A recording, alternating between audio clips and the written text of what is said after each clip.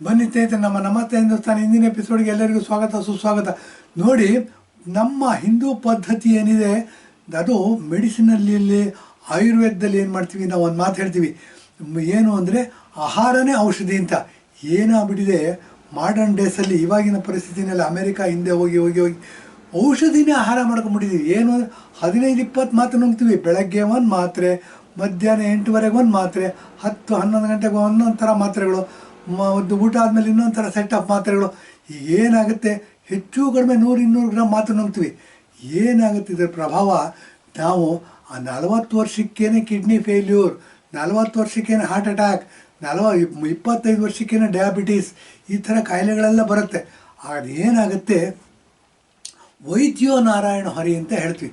ಈ ವರ್ಡ್ ಬಂದಿದ್ದು ಸ್ವಾಮಿ ವಿವೇಕಾನಂದರ ಕಾಲದಲ್ಲಿ. ವೈದ್ಯೋ ನಾರಾಯಣ ಹರಿ ಅಂತ ಜಾಸ್ತಿ ಉಪಯೋಗಿಸ್ತಿದ್ರು ಅವರು. ಏನಾಗುತ್ತೆ, ಡಾಕ್ಟ್ರ್ ಅಂತ ದೇವರು. ಈಗೇನಾಗ್ಬಿಟ್ಟಿದೆ, ಎಲ್ಲರೂ ಲಕ್ಷಾಂತರ ರೂಪಾಯಿ ಡೊನೇಷನ್ ಕೊಟ್ಬಿಟ್ಟು ಮೆಡಿಕಲ್ ಸೇರ್ಬಿಟ್ಟು ಡಾಕ್ಟ್ರ್ ಆಗ್ತಾರೆ. ಅವ್ರೇನು ಮಾಡ್ತಾರೆ, ಒಂದೇ ತಿಂಗಳಲ್ಲ, ಒಂದೇ ದಿವಸದಲ್ಲಿ 20 ಲಕ್ಷ ದುಡ್ದೆ, 30 ಲಕ್ಷ ದುಡ್ದೆ. ಇಂಥಕ್ಕೆ ದುಡ್ಡಿರತಕ್ಕಂಥ ಪೇಷಂಟ್ ಬಂದಿದ್ದ, ಅವನು 2 ಕೋಟಿ ರೂಪಾಯಿ ನಮ್ಮ ಆಸ್ಪತ್ರೆಗೆ ಬಂದೋಯ್ತು. ಈ ಥರ ಮೈಂಡ್ಸೆಟ್ ಡೆವಲಪ್ ಆಗ್ತಾಯಿದೆ. ಒಂದೇ ಸರಿ ಶ್ರೀಮಂತರಾಗಬೇಕು, ಫಾಸ್ಟೆಸ್ಟಾಗಿ ಶ್ರೀಮಂತರಾಗಬೇಕು, ಅದು ಕ್ರೈಟೀರಿಯಾ ಉಳಿದ್ಬಿಟ್ಟಿದೆ. ಹಾಗಿರೋದ್ರಿಂದ ಏನಾಗಿದೆ, ವೈದ್ಯೋ ನಾರಾಯಣ ಹರಿ ಅನ್ನೋದು ಹೊರಟೋಗಿದೆ. ನಾವು ಆರೋಗ್ಯನ ಕಾಪಾಡ್ಕೋಬೇಕು ಅಂತಂದರೆ ಹಿಂದೂ ಧರ್ಮದಲ್ಲಿ ಹೇಳಿರ್ತಕ್ಕಂಥ ಅಂಶಗಳನ್ನ ನಾವು ಮೈಗೂಡಿಸ್ಕೊಂಡು ಅದ್ರ ಥರ ಬದುಕೋದಕ್ಕೆ ಪ್ರಾರಂಭ ಮಾಡಬೇಕು ಅಂತಂದರೆ ಬನ್ನಿ ಒಂದೊಂದಾಗಿ ಹೇಳ್ತೀನಿ. ಮೊದಲನೇ ಸ್ಟೆಪ್ ಏನು ಅಂದರೆ, ನಮ್ಮಲ್ಲಿ ನೋಡಿ, ತ್ರೇತಾಯುಗದಲ್ಲಿ ರಾಮ ಇದ್ದಂತೆ ರಾಮಾಯಣ ಕಾಲದಲ್ಲಿ ಮನುಷ್ಯರು 400 ವರ್ಷಗಳ ಕಾಲ ಬದುಕುತ್ತಿರಂತೆ. ದ್ವಾಪರ ಯುಗ, ಕೃಷ್ಣ, ದುರ್ಯೋಧನ, ಧರ್ಮರಾಯ, ಭೀಷ್ಮ, ಭೀಮ, ಅರ್ಜುನ ಇವರೆಲ್ಲ ಇದ್ದ ಕಾಲದಲ್ಲಿ 200 ವರ್ಷ ಬದುಕಿದ್ದಂತೆ. ಕಲಿಯುಗ, ಈಗಿನ ಕಾಲದಲ್ಲಿ ಏನಾಗುತ್ತೆ, 100 ವರ್ಷ ಬದುಕಿರೋರು ಇದ್ದಾರೆ, 40 ವರ್ಷಕ್ಕೆ ಡಮ ಅನ್ನೋರು ಇದ್ದಾರೆ. 40 ವರ್ಷಕ್ಕೆ ಡಮ ಅನ್ನೋರ ಬಗ್ಗೆ ತಗೊಂಡು ಮಾತಾಡಬೇಕು ಅಂದರೆ ಇವರ ಆರೋಗ್ಯ ಸರಿ ಇರಲಿಲ್ಲ, ಇವರು ಕೆಟ್ಟ ಪದ್ಧತಿಗಳನ್ನ ಅನುಸರಿಸ್ತಿದ್ರು ಅಂತಲೇ ಹೇಳಬೇಕಾಗತ್ತೆ. ಕೆಟ್ಟ ಪದ್ಧತಿ ಅನುಸರಿಸ್ತಿದ್ರು ಅಂದರೆ ಸ್ವಲ್ಪ ನಾವು ಹಿಂದೂ ಪದ್ಧತಿ ಬಗ್ಗೆ ವಿಮರ್ಶೆ ಮಾಡಬೇಕು. ಹಿಂದೂ ಪದ್ಧತಿಯ ಬಗ್ಗೆ ವಿಮರ್ಶೆ ಮಾಡಬೇಕು ಅಂದರೆ, ಪಂಚಭೂತಗಳಿಂದ ನಮ್ಮ ಶರೀರ ಆಗಿದೆ, ಪಂಚಭೂತಗಳಿಂದ ಭೂಮಿ ಆಗಿದೆ, ಪಂಚಭೂತಗಳಿಂದ ಸೂರ್ಯ ಆಗಿದೆ. ಆ ದೃಷ್ಟಿಯಿಂದ ನಾವು ಮಂತ್ರಗಳಲ್ಲೇ ಹೇಳಿದ್ವಿ, ಸುಮಾರು 20,000 ವರ್ಷಗಳಿಂದ ಹೇಳ್ಕೊತಾ ಬಂದ್ವಿ. ಪೂರ್ಣಮದ ಪೂರ್ಣಮಿದಂ ಪೂರ್ಣಾತ್ ಪೂರ್ಣಮುದಚ್ಯತೆ ಪೂರ್ಣಸ್ಯ ಪೂರ್ಣಮಾದಾಯ ಪೂರ್ಣಮೇವಾವಶಿಷ್ಯತೆ. ನಮ್ಮ ಶರೀರದಲ್ಲಿ 5 ಎಲಿಮೆಂಟ್ಗಳು, ಮೂಲ ತತ್ವಗಳಿಂದ ನಮ್ಮ ಶರೀರ ಆಗಿದೆ.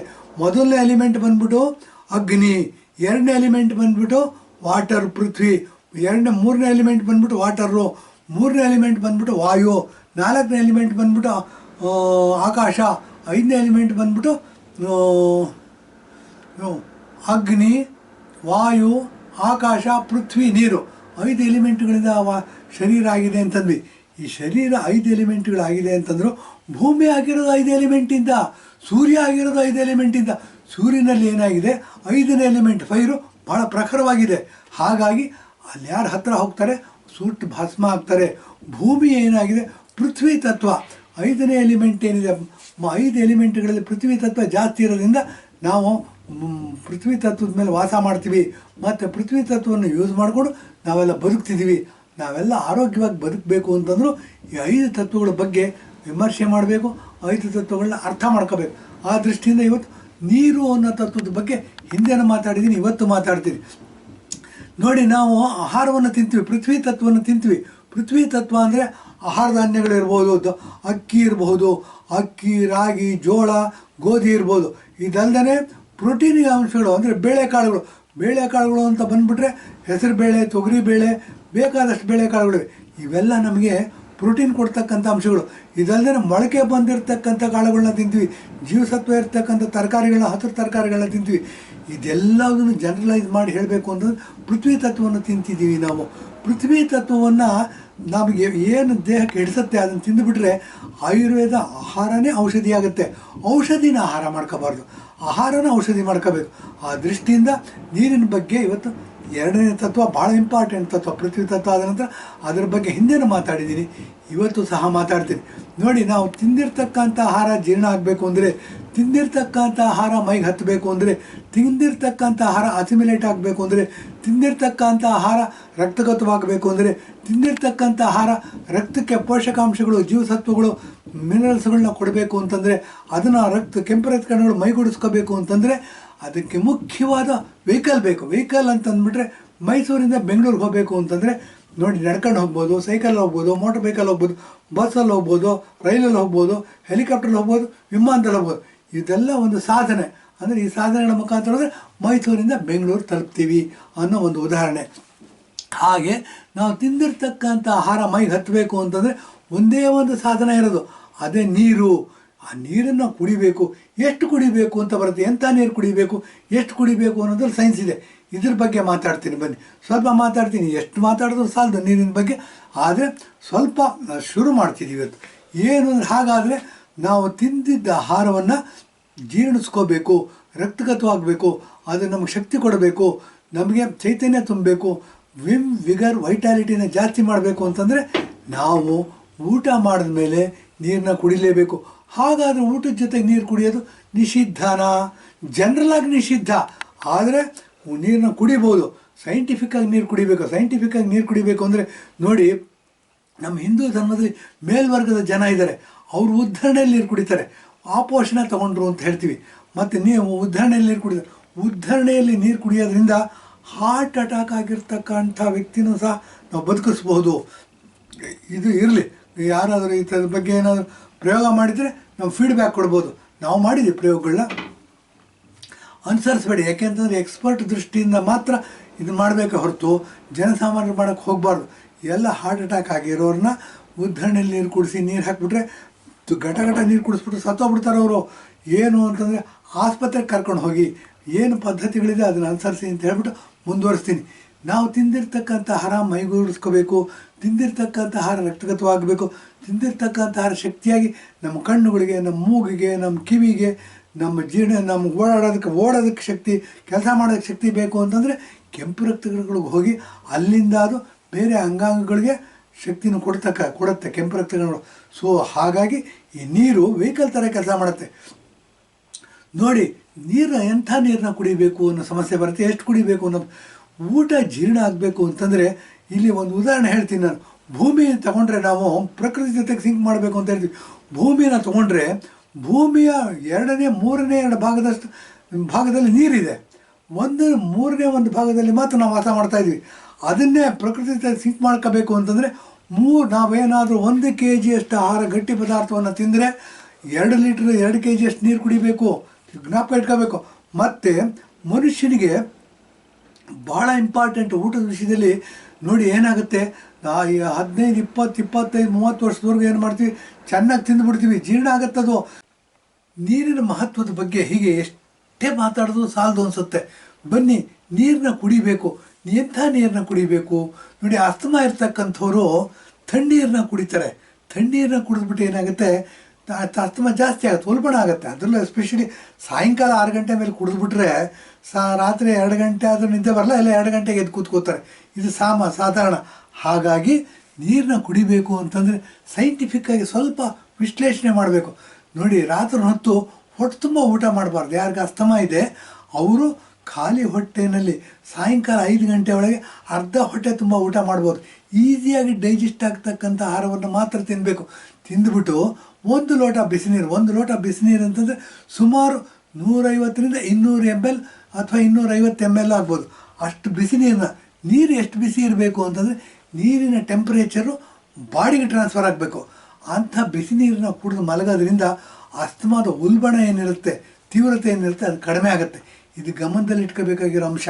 ಮತ್ತು ಈ ಅಸ್ತಮಾ ಯಾರಿಗಿರುತ್ತೆ ನೋಡಿ, ಅವ್ರು ಕರಿದ ಪದಾರ್ಥಗಳು, ಮಸಾಲೆ ಪದಾರ್ಥಗಳು, ಎದೆ ಉರಿತಕ್ಕಂಥ ಪದಾರ್ಥಗಳು, ಎದೆ ಉರಿತಕ್ಕಂಥ ಪದಾರ್ಥಗಳನ್ನ ಜಾಸ್ತಿ ಮಸಾಲೆ ಇರ್ತಕ್ಕಂಥ ಪದಾರ್ಥಗಳನ್ನ ತಿನ್ನಬಾರ್ದು.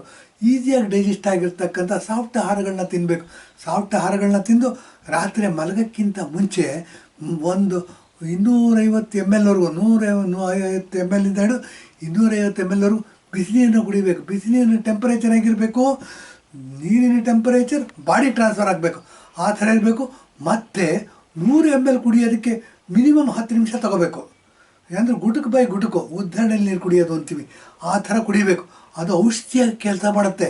ಹೀಗೆ ಮಾಡೋದ್ರಿಂದ ಏನಾಗುತ್ತೆ, ನಮ್ಮ ಔಷಧಿ ತಗತಕ್ಕಂಥ ಪ್ರಮಾಣ ಕಡಿಮೆ ಮಾಡ್ಬೋದು. ಯಾವಾಗ ಔಷಧಿ ತಗೊಳತಕ್ಕಂಥ ಪ್ರಮಾಣ ಕಡಿಮೆ ಆಗುತ್ತೆ, ಕಿಡ್ನಿ ನಾರ್ಮಲಾಗಿ ಕೆಲಸ ಮಾಡುತ್ತೆ, ಹಾರ್ಟ್ ನಾರ್ಮಲಾಗಿ ಕೆಲಸ ಮಾಡುತ್ತೆ.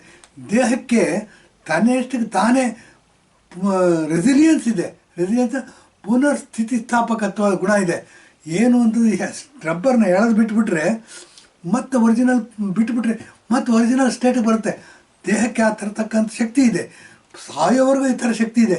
ಸೊ ಇದನ್ನು ಗಮನದಲ್ಲಿ ಇಟ್ಕೊಂಡು ನಾವು ಹೀಟನ್ನ ಕೊಟ್ಟುಬಿಟ್ರೆ ಮಲಗಕ್ಕಿಂತ ಮುಂಚೆ ಸ್ವಲ್ಪ ಸುಧಾರಣೆ ಆಗುತ್ತೆ ಅಂತ ಹೇಳ್ಬೋದು.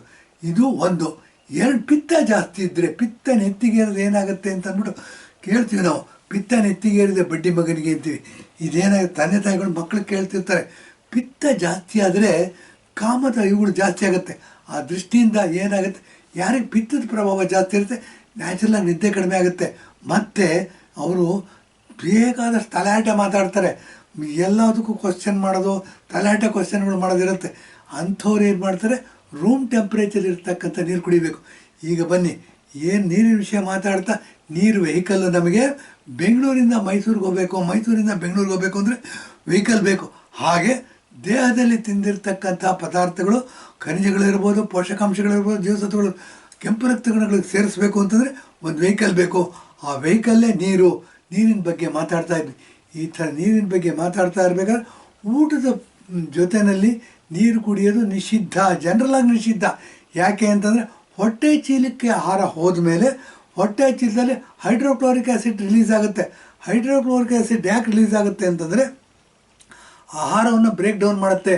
ಆಹಾರವನ್ನು ಬ್ರೇಕ್ ಡೌನ್ ಮಾಡೋದಕ್ಕೆ ಅನ್ನವನ್ನು ತಿಂದಿದ್ರೆ ಸುಮಾರು 3/4 ಗಂಟೆ ಅಂತ ಹೇಳಿದ್ರೆ 1.5 ಗಂಟೆವರೆಗೂ ಬೇಕು. ಯಾಕೆ ಇದು ಅಂತಂದರೆ ಕೆಲವು ಮನೆಯಲ್ಲಿ ಅನ್ನವನ್ನು ಜಾಸ್ತಿ ಬೇಯಿಸ್ತಾರೆ, ಕೆಲವು ಮನೆಯಲ್ಲಿ ಅನ್ನ ಕಾಳಾಗೇ ಇರುತ್ತೆ. ಈ ಮಾಂಸ ತಿನ್ನೋರು ಯಾರಿರ್ತಾರೆ, ಬಿರಿಯಾನಿ ಮಾಡೋರು ಯಾರಿರ್ತಾರೆ, ಅವರು ಅನ್ನವನ್ನು ಕಾಳಾಗಿ ಬೇಯಿಸ್ತಾರೆ. ಅಂಥವ್ರಿಗೆ 1 ಗಂಟೆ ಬೇಕಾಗುತ್ತೆ ಅನ್ನ ಬ್ರೇಕ್ ಡೌನ್ ಆಗೋದಕ್ಕೆ ಸ್ಟಮಕ್ ಚೀಲದಲ್ಲಿ. ಇದು ಗಮನದಲ್ಲಿ ಇಟ್ಕೋಬೇಕಾಗಿರೋ ಅಂಶ. ಈ ಥರ ಇದ್ದಾಗ ನಾವು ಸ್ವಲ್ಪ ಒಂದು ಉದಾಹರಣೆ ಅಷ್ಟು, ಒಂದು ಸಣ್ಣ ಗುಟ್ಕಲ್ಲಿ ಬಿಸಿ ನೀರನ್ನ ಕುಡಿಬೋದು, ಊಟದ ಜೊತೆಲಿ ಕುಡಿಬೋದು. ಅದು ಔಷಧಿಯಾಗಿ ಕೆಲಸ ಮಾಡುತ್ತೆ ಮತ್ತು ಆಯುಸ್ಸು ಜಾಸ್ತಿ ಮಾಡೋದು ವೃದ್ಧಿ ಆಗುತ್ತೆ. ಇದೇ ಥರ ನಾವು ತಣ್ಣೀರಲ್ಲಿ ಸ್ನಾನ ಮಾಡೋದು ಒಳ್ಳೆಯದು, ರೂಮ್ ಟೆಂಪ್ರೇಚರ್ ನೀರಲ್ಲಿ ಸ್ನಾನ ಮಾಡೋದು ಒಳ್ಳೆಯದು, ಇಮ್ಯುನಿಟಿನ ಜಾಸ್ತಿ ಮಾಡುತ್ತೆ. ಬಿಸಿ ನೀರಲ್ಲಿ ಸ್ನಾನ ಮಾಡೋದು ಒಳ್ಳೆಯದು. ಯಾವಾಗ ಒಳ್ಳೆಯದು ಅಂತಂದರೆ ತುಂಬ ಸುತ್ತಾಗ್ಬಿಟ್ಟಿರ್ತೀವಿ, ಮೈಕೈ ನೋವಾಗಿರುತ್ತೆ, ಎಲ್ಲೋ ಇದಾಗಿರ್ತೀವಿ, ಸಾಯಂಕಾಲ ಬೆಷ್ಟೊತ್ತು ನಿದ್ದೆ ಬರೋದಿಲ್ಲ, ಅಂಥ ಟೈಮಲ್ಲಿ ನಾವು ಬಿಸಿನೀರು ಸ್ನಾನ ಮಾಡ್ಬೋದು. ಬಿಸಿನೀರು ಸ್ನಾನ ಮಾಡಿದ್ರೆ ಏನಾಗುತ್ತೆ, ಮೈನಲ್ಲಿರ್ತಕ್ಕಂಥ ಹೀಟು, ನೆಗೆಟಿವ್ ಎನರ್ಜಿ ಏನಾಗುತ್ತೆ ಎಲ್ಲ ಹೊರಗಡೆ ಹೋಗುತ್ತೆ. ಎಲ್ಲ ಹೊರಗಡೆ ಹೋಗೋದ್ರಿಂದ ಮೈ ಹಗುರಾಗುತ್ತೆ. ಹಾಗಾಗಿ ಬಿಸಿನೀರು ಸ್ನಾನ ಮಾಡಿ ಮಲಗೋದ್ರಿಂದ ನಮ್ಗೆ ಒಳ್ಳೆ ನಿದ್ದೆ ಬರುತ್ತೆ. ಇದು condition applies, terms and condition apply. ಏನು ಅಂತಂದರೆ ಯಾರಿಗೆ ಮೈಕೈ ನೋವಾಗಿದೆ, ಯಾರು ಫಿಸಿಕಲ್ ಎಕ್ಸರ್ಸೈಸ್ ಮಾಡ್ತಾರೆ, ಯಾರು ಫಿಸಿಕಲ್ ಸ್ಟ್ರೈನ್ ಆಗ್ತಕ್ಕಂಥ ಕೆಲಸಗಳನ್ನ ಮಾಡ್ತಾರೆ, ಅಂಥವ್ರು ಮಾತ್ರ ಬಿಸಿನೀರು ಸ್ನಾನ ಮಾಡಿ ಮಲ್ಕೋಬೋದು. ಬಿಸಿನೀರು ಸ್ನಾನ ಮಾಡಿದ ನಂತರ ಊಟ ಮಾಡಬೇಕು. ಊಟದ ಜೊತೆಯಲ್ಲಿ ಸ್ವಲ್ಪ ಬಿಸಿನೀರು ಕುಡಿಬೋದು. ಅದೇನು ಅಂತಂದರೆ ತಿಂದಿರ್ತಕ್ಕಂಥ ಆಹಾರ ಗಂಟ್ಲಲ್ಲಿ ಹಿಡಿತಾ ಇಲ್ಲ, ಆವಾಗ ನೀರು ಕುಡಿಬೋದು. ಬಿಸಿ ನೀರು ಕುಡಿಯೋದು ಭಾಳ ಒಳ್ಳೆಯದು. ತಿಂದಿರ್ತಕ್ಕ ನೆತ್ತಿ ಹತ್ಬಿಡುತ್ತೆ, ಖಾರ ಆಗ್ಬಿಡುತ್ತೆ, ಅಂಥ ಟೈಮಲ್ಲಿ ನೀರು ಕುಡಿಬೋದು. ಏನು ಅಂತಂದರೆ ಗುಟುಕು ಬೈ ಗುಟುಕು ಅಂದರೆ ಉದಾಹರಣೆಯಲ್ಲಿ ಕುಡ್ದಂಗೆ ನೀರನ್ನ ನಿಧಾನ ಕುಡ್ಕೊಂಡು ಮಾಡೋದು ಭಾಳ ಒಳ್ಳೆಯದು. ಯಾಕೆಂದರೆ ಸಾಲಿಡ್ ಫುಡ್ ಹೊಟ್ಟೆಗೆ ಹೋದರೆ ಅದು ಬ್ರೇಕ್ ಡೌನ್ ಆಗೋದಕ್ಕೆ ಜಾಸ್ತಿ ಹೊತ್ತು ತಗೊಳುತ್ತೆ. ಸುಮಾರು 1.5 ಗಂಟೆ 2 ಗಂಟೆ ಬ್ರೇಕ್ ಡೌನ್ ಆಗಿಬಿಡ್ಬೇಕು. 4 ಅವರ್ಸ್ 5 ಅವರ್ಸ್ ತಗೊಂಡ್ಬಿಟ್ರೆ ವಿಷ ಆಗ್ಬಿಡುತ್ತೆ. ಆ ದೃಷ್ಟಿಯಿಂದ ಸೆಮಿ ಸಾಲಿಡ್ ಅಥವಾ ಸೆಮಿ ಲಿಕ್ವಿಡ್ ಫುಡ್ನ ತಗೊಳ್ಳೋದು ಭಾಳ ಒಳ್ಳೆಯದು. ಆ ದೃಷ್ಟಿಯಿಂದ ಸಾಯಂಕಾಲ 6 ಗಂಟೆ ಮೇಲೆ ಗಂಜಿ ಪದಾರ್ಥಗಳನ್ನ ಕುಡಿಯೋದು ಒಳ್ಳೆಯದು.